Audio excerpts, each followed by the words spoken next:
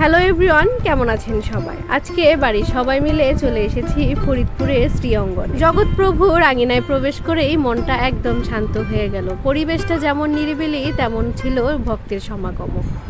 আজকে আমরা আসছি ফরিদপুর শ্রীঅঙ্গনে। এখানে হচ্ছে জগৎপ্রভুর আশ্রম।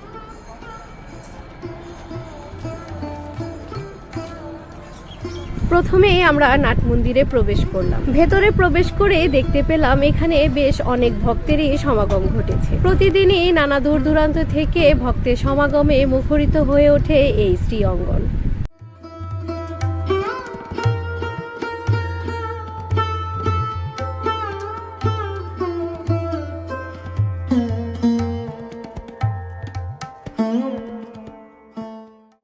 জগৎবন্ধুর জীবনের বিভিন্ন স্মৃতি বিজড়িত স্থান রয়েছে এই আঙিনায়। এই স্মৃতি বিজড়িত স্থানগুলো আমাদের মনে এক অন্যরকম অনুভূতির সৃষ্টি করে। ঘুরে ঘুরে এসব জিনিস দেখতে এবং এর ইতিহাসগুলো জানতে আমাদের তো অনেক ভালো লাগছিল।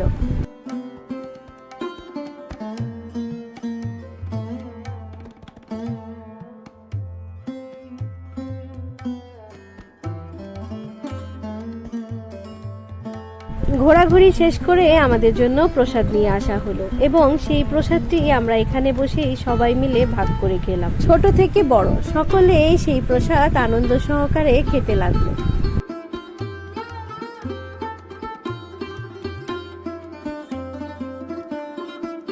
এরপর আমরা আরো দুটো টোকেন পেয়ে চলে গেলাম প্রসাদালয়ে প্রসাদ আনতে। এখানে বসে বসে প্রসাদ খাওয়ানো হয়। আমি আর আমার বোন গিয়েছিলাম সেই প্রসাদালয়ে। আমরা বেশ আয়েশ করে সেই প্রসাদ খেলাম।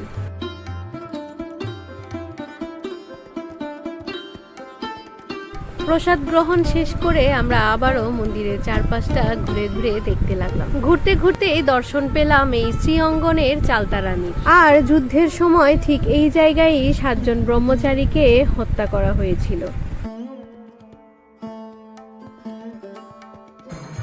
আর এইদিকে জগৎপ্রভুর মন্দিরের দরজা খুলে গেছে এবং এখানে শুরু হয়ে গেছে বৈকালিক আরতি। সবাই এক ধ্যানে সেই আরতি উপভোগ করছিল। প্রভু সবার মঙ্গল করুক। আজকে এই কামনা ব্যক্ত করে বিদায় নিচ্ছি। সকলেই ভালো থাকবেন। ধন্যবাদ সবাইকে।